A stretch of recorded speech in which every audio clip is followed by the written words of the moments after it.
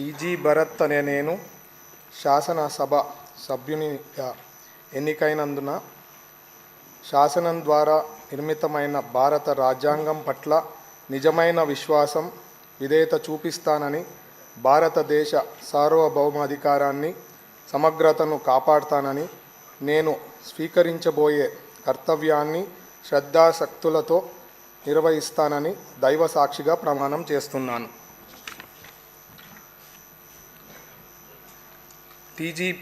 ఆంధ్రప్రదేశ్ శాసనసభ సభ్యునైన టీజీ భరత్ అనే నేను సభ నియమాలకు కట్టుబడి ఉంటానని, వాటిని అనుసరిస్తానని, సభ మర్యాదలను పాటిస్తానని, సాంప్రదాయాలను గౌరవిస్తానని దైవ సాక్షిగా ప్రమాణం చేస్తున్నాను.